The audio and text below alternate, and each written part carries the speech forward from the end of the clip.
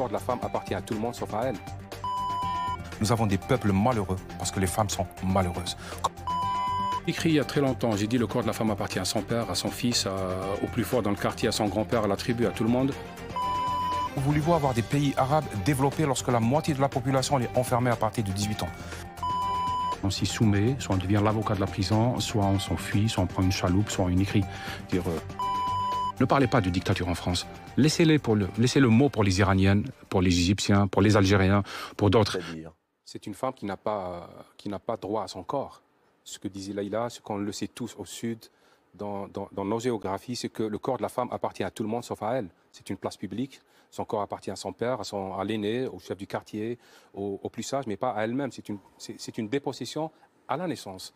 Et cette décapitation, c'est une manière... J'aime pas écrire avec des symboles, mais je voulais rappeler un petit peu cet inversement des mille et une nuits où l'homme décapite les femmes, mais effectivement, on le fait tous. La femme n'a pas droit à son corps. Elle est séparée. Et encore plus lorsqu'elle est veuve ou divorcée. Parce que là, elle est dans une position honteuse. Elle endosse une double honte d'avoir été rejetée et d'être encore femme.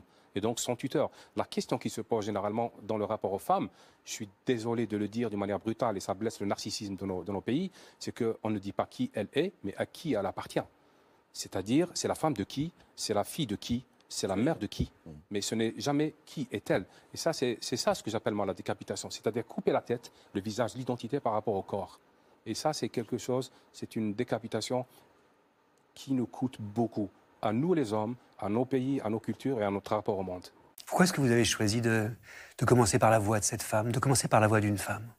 Je crois un peu profondément, je le crois sincèrement. Ce n'est pas une pause, contrairement à ce qu'on peut dire. Je crois sincèrement que dans le monde qu'on appelle arabe ou musulman, nous avons des peuples malheureux parce que les femmes sont malheureuses. Comment voulez-vous qu'on ait des enfants élevés avec l'idée du bonheur par des femmes battues, enfermées? Comment voulez-vous avoir des pays arabes développés lorsque la moitié de la population est enfermée à partir de 18 ans? Comment voulez-vous que l'on puisse nous enrichir, nous mettre debout, construire des civilisations quand nous marions nos Marie Curie à 18 ans pour les enfermer? Comment voulez-vous qu'on avance si la femme n'est pas... Pour moi, la plus grande avancée de l'Occident sur nous, c'est le statut de la femme. À partir de ce moment-là, on peut construire un rapport sain au monde, on peut envisager un désir sain du monde, on peut créer, on peut respecter ce que nous sommes. Et tant qu'on n'a pas dénoué ce rapport-là, tant qu'on le nie, on est dans ce rapport-là, dans ce rapport malade. Et ce déni se décline sous deux formes. J'étais au bon milieu. Il y a soit le déni religieux de la sexualité et du désir du monde, et puis ce déni idéologique. Non, ça n'existe pas chez nous. Non, il ne fallait pas le dire, même si c'est vrai. Non, il ne faut pas raconter ça sur le musulman ou sur l'arabe ou sur l'algérien ou le maghrébin. Donc, ce déni me dérange. Et si c'est le déni du corps de la femme, il faut dire le corps de la femme ne lui appartient pas, c'est ce que vous dites? Je l'ai écrit il y a très longtemps. J'ai dit le corps de la femme appartient à son père, à son fils, au plus fort dans le quartier, à son grand-père, à la tribu, à tout le monde. Mais par elle, c'est un espace public qui n'est pas un espace public, paradoxalement. Mais les choses changent. Quand j'ai vu aujourd'hui, hier, ce qui se passe en Tunisie, par exemple. Donc vous avez un peu d'espoir? Il y a toujours de l'espoir. Je préfère être défait vers la fin plutôt que vers le début. Franchement, je ne suis pas quelqu'un de fataliste, ni un fataliste laïque, ni un fataliste religieux. Mais quand je vois des gens bouger, des féminismes aboutir à quelque chose de spectaculaire. Je vois ce qui se passe en Tunisie, je trouve ça admirable. Le fait que justement les femmes maintenant peuvent se marier, enfin les femmes tunisiennes peuvent se marier avec un non-musulman. Exactement, et ce que j'appelle moi, c'est la femme qui est libérée de ce que j'appelle l'esclavagisme confessionnel. C'est-à-dire, elle ne peut pas s'appartenir au nom d'une confession, je trouve ça monstrueux. Dans un bord, justement, les femmes sont soit répudiées, soit totalement mises de côté. C'est vrai qu'on ne les envie pas, hein. Le statut de la femme est un petit peu le portrait de la détresse de l'homme chez nous. Donc c'est un peu lié. C'est des femmes à consommer à une sorte d'équation monstrueuse. Si tu veux sortir, tu te débarrasses de ton corps. Et je trouve ça assez tragique et inacceptable. Vous savez, vous avez 22 ans, vous comprenez quels sont les murs qui vous enferment. C'est d'un côté l'impossibilité de circuler, de voyager, en même temps le culte des ancêtres, cette occupation du pays par une gérontocratie qui ne veut pas accepter la mort, donc accepter la transition et donc de transmettre le pouvoir, le pays. Il y a ce conservatisme qui est là, qui est pesant, je veux dire, et puis il y a ce rapport très pathologique à l'autre, à tout ce qui vient de l'extérieur, que ce soit la France en règle générale, parce que pour quasiment tous les Algériens, l'autre, c'est le français, et ce rapport à l'étranger, au touriste, à celui qui visite le pays, qui veut le voir, qui veut le partager.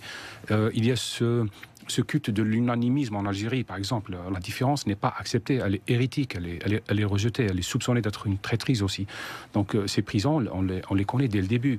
Et après, il y a des choix de vie. Soit on s'y soumet, soit on devient l'avocat de la prison, soit on s'enfuit, soit on prend une chaloupe, soit on écrit. Il y a une très belle phrase de Michel Tournier qui disait que dans une prison, certains voient les barreaux, d'autres la toiture.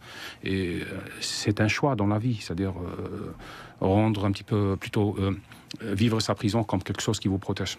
Je suppose que vous avez vu la photo de cette Iranienne dans l'université avant-hier, et elle dit mieux que moi ce que représente et ce que coûte la liberté. Cette jeune fille qui s'est déshabillée, soutien-gorge au milieu de tous dans la rue. Exactement, et je pense que c'est la meilleure réponse, c'est-à-dire ce sont les femmes qui payent nos libertés. D'une manière ou d'une autre, je le dis pas encore une fois par féminisme d'apparat ou idéologique. Non, je pense que dans ce sens-là, je parle aussi de ma propre liberté. Donc comment voulez-vous que nous puissions prétendre à des vies saines lorsque le rapport à la femme est pathologique? Donc à partir de ce moment-là, je pense que la condition de la femme un peu partout incarne. Vous avez vu les lois des talibans, les dernières, ça repasse. C'est ce que j'allais vous dire. Exactement. Donc mon roman n'est pas une allégorie. C'est-à-dire qu'on interdit aux femmes de prendre la parole en public et même de parler entre elles. Mais bien sûr, mais c'est ce que je répète souvent. Les gens se trompent en croyant que c'est une sorte d'excroissance un peu barbare. La réalité, c'est que l'islamisme, dans toutes ses formes, procède de certains textes. Et ces textes-là, personne n'ose y toucher. Par peur, par manque de courage ou par paresse intellectuelle. Donc, Daesh ou les talibans, vous les aurez maintenant, nous les aurons maintenant, dans 10 ans, dans 50 ans, dans 100 ans. Parce que nous avons les mêmes textes qui produisent les mêmes prétextes. Je pense qu'il faut une bonne répartition des tâches. Laissez-nous imaginer la démocratie chez vous et essayez d'en douter chez vous. Ça permettra peut-être d'affiner les choses et d'aller vers le mieux. Mais la réalité, laissez-nous aussi le privilège des malheurs. Ne parlez pas de dictature en France. Laissez le mot pour les Iraniennes, pour les Égyptiens, pour les Algériens, pour d'autres. Dictature en France, je pense que c'est exagéré. Bon, je peux comprendre que les gens ont un idéal de démocratie beaucoup plus élevé. Mais pour nous, de l'autre côté, on a besoin que la démocratie européenne... Vos contradicteurs vous diront, mais c'est pour préserver cette démocratie. J'ai des doutes sur la façon de préserver la démocratie si on est dans le mauvais usage des mots, dans la radicalité, dans l'exagération. Vous savez, pour le moment, ce qui raconte le mieux l'Europe ou la démocratie en Europe, ce sont les chaloupes des migrants. Ils ne vont pas vers le Moyen-Orient. Les Syriens ne sont pas partis en Arabie Saoudite, ils sont partis en Allemagne. Pour une raison très simple, ils ont pensé à leurs enfants. Parce que ce sont en Europe, dans vos pays, où on a cet idéal démocratique. Fragile, je suis d'accord. Menacé par les populismes et les radicaux, je suis d'accord. Menacé par les remises en cause, je suis tout à fait d'accord. Mais votre langue est riche. Laissez-nous le mot dictature et utilisez un autre. Et je vois, vous savez, pour nous les Algériens, souvent, ce qui se passe en France et dans le reste du monde face à l'islamisme, c'est du remake. On voit les mêmes compromis, on voit les mêmes compromissions, on voit les mêmes dénis, on voit les mêmes idiots utiles, on voit les mêmes risques, on voit les mêmes stratégies. Et on est comme des revenants. Vous savez, on est derrière la vitre, on tape, on a envie de dire ne faites pas cette erreur-là. Ne confondez pas le voile et la culpabilité. Ne confondez pas la soumission à l'islamisme et une sorte de repentance face à une communauté. Ne sacrifiez pas la vraie pluralité face à la soumission. Mais on a les bras coupés. Qui va nous croire ? Qui va nous croire? On est des Cassandres, mais des Cassandres qui annoncent un avenir en France et un passé en Algérie. Et c'est un peu difficile. Et pour moi, ce pays, c'est le pays d'Apollinaire, de Romain Gary. C'est le pays de Kundera, des gens qui viennent d'ailleurs, qui ont une idée de la France. Et pour vous, si nous sommes un peu somnambules, si nous sommes un peu aveugles face à ce qui se joue, c'est par souci... d'inclusion. C'est vrai que c'est très délicat pour nous, par exemple, les journalistes. Lorsqu'on évoque ces sujets, il faut dire les choses. Il faut mettre les réalités sur la table. Et en même temps, nous avons toujours le souci d'éviter de montrer du doigt toute une partie de la population qui sont nos amis, des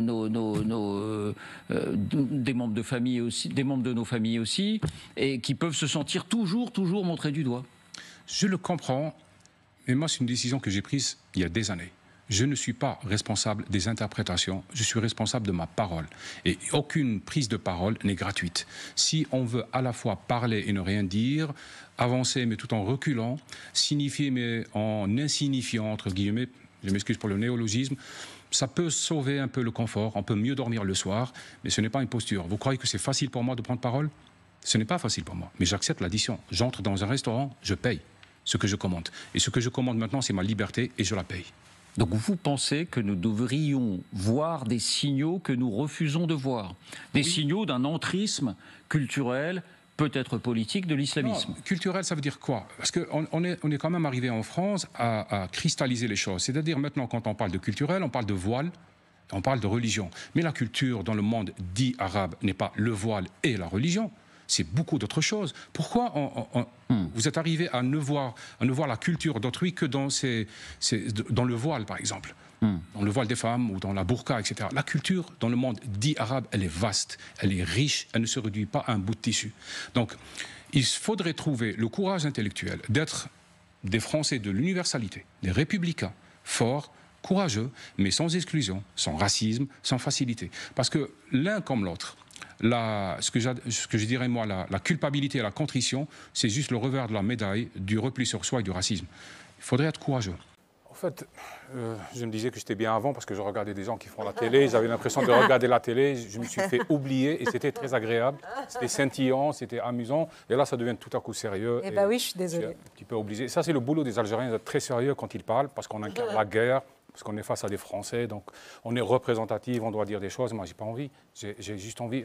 Vous parlez d'arabe, je ne suis pas arabe.